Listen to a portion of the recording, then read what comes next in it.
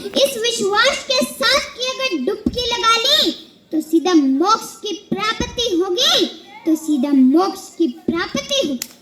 कितनी हैरान कर देने वाली बात है कि आप लोग सितारों पर विश्वास कर लेते हो, आप लोग घरों पर विश्वास कर लेते हो, आप लोग उंगली में पहने जाने वाली अंगूठी पे विश्वास कर लेते हो, आप लोग काले पीले धागों पर विश्वास कर लेते हो, आप लोग पाखंडियों पर विश्वास कर लेते हो, आप लोग ढोंगियों पर, तांत्रिकों पर विश्वास कर लेते हो।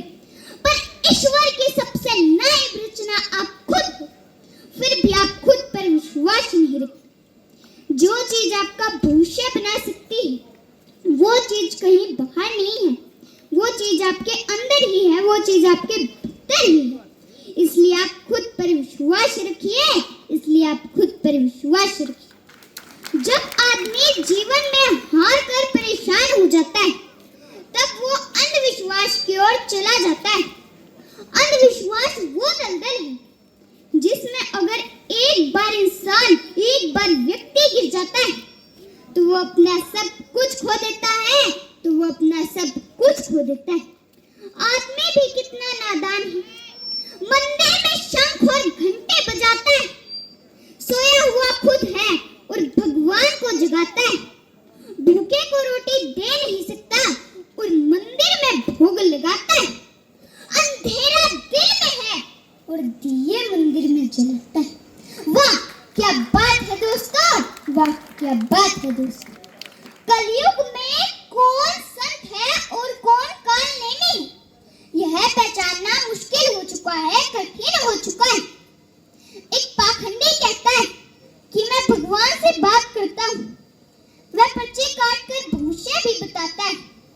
अभी कुछ दिन पहले उनकी ही संगत पर टीन शेड गिर जाती है और एक व्यक्ति की मौत हो जाती है। तब मैं उस पाखंडी से पूछना चाहती हूँ कि तब वो पाखंडी कहाँ था, कि तब वो पाखंडी कहाँ था।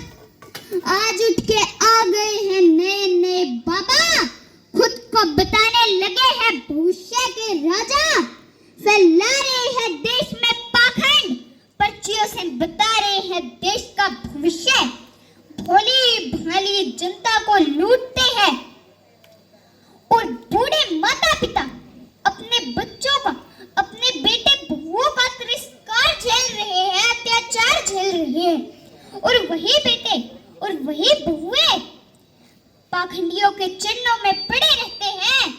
तो मैं ऐसे समाज और ऐसे ढोंगियों को मैं पाखंडी ही कहूंगी, मैं पाखंडी ही कहूंगी।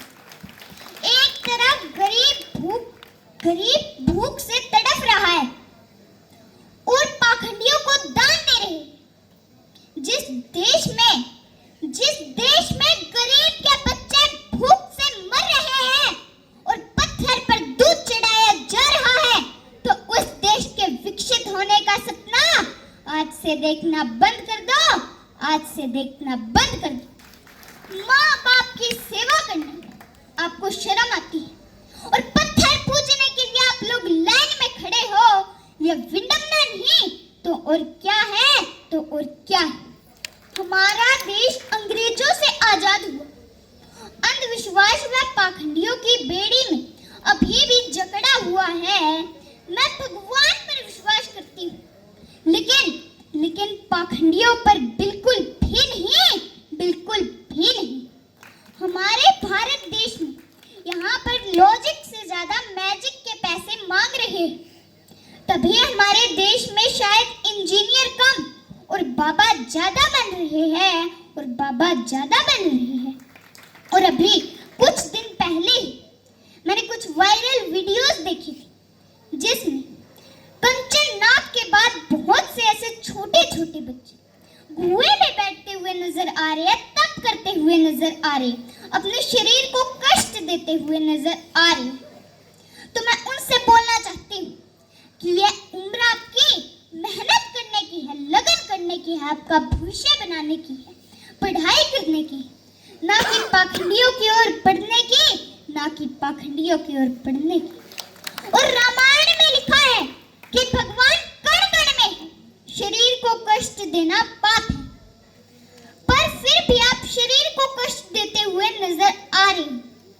और भगवान कहते हैं कि शरीर को कष्ट मत दो, और भगवान कहते हैं कि किसी का बुरा मत करो। मैं तुम्हारा बुरा नहीं होने दूंगा, मैं तुम्हारा बुरा नहीं होने दूंगा। और भगवान नहीं कहते कि किसी जीव जंतु को नुकसान पहुंचाओ। भगवान कहते हैं कि ना ही तो मुझे लड्डू का भोग लगाओ, ना ही तो पर्ची काट के मेरे दर्शन करो, पर्ची काट के मेरे दर्शन करो।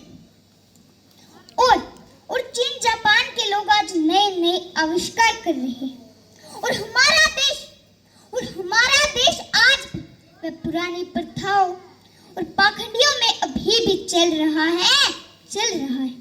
इन पाखंडियों ने तो हमारे देश का बेड़ा ही बिठा रखा है। भोली भाली जनता को लूटने का काम करते हैं। यह एक दुकानदारी है, यह एक ट्रिक है और कुछ भी नहीं। और यह एक माइंड को पढ़ने की कला है। इनसे आप लोग जितना भी बच सको उतना इनसे बच के रहो।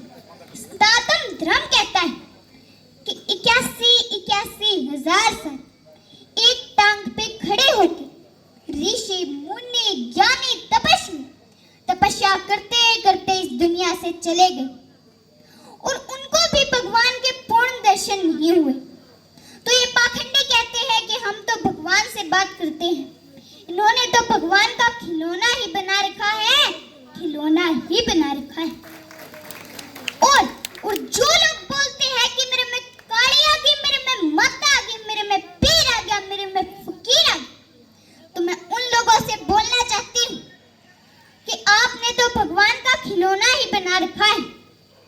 और जितने भी ये तांत्रिक है, ये ढोंगी है, ये पाखंडी है, ये सब हमारे समाज के दुश्मन हैं। इसलिए मैं खासकर तो मेरी मातृशक्ति, मेरी बहनों से बोलना चाहती हूँ कि आप लोग जितना इनसे बच के रहो, उतना इनसे बच के रहिए, उतना ही इनसे दूर रहिए, जिससे आप खुश रहोगे।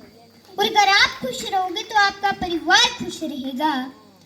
और मैं इस मंच के माध्यम से उन पाखंडियों को बोलना चाहती हूँ कि क्यों नहीं बताया तुमने जब अहमदाबाद प्लेन क्रैश हुई तब, कि क्यों नहीं बताया तुमने जब पहलगाम अटैक हुआ था।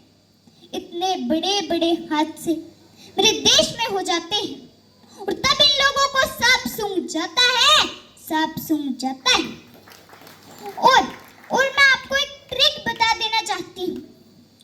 अगर आप मेरे पे विश्वास करें तो आप सुबह आधे घंटे नहीं तो कम से कम 10 मिनट आप योगा जरूर कीजिए, मेडिटेशन जरूर कीजिए।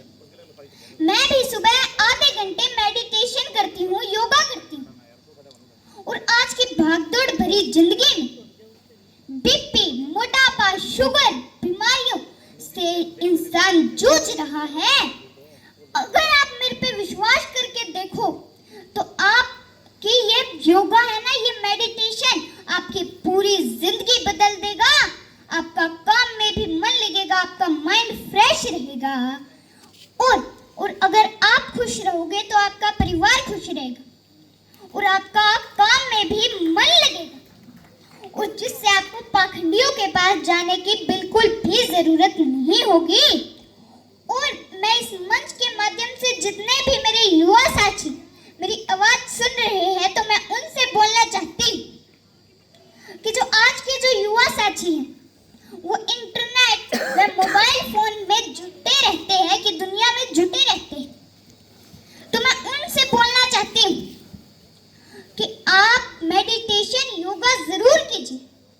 अपने स्वास्थ्य पर आप ध्यान रखिए। स्वास्थ्य ही आपका सबसे पक्का दोस्त है, सबसे अच्छा दोस्त है। अगर स्वास्थ्य ने साथ छोड़ दिया तो कोई भी अपना नहीं है, तो कोई भी अपना नहीं है।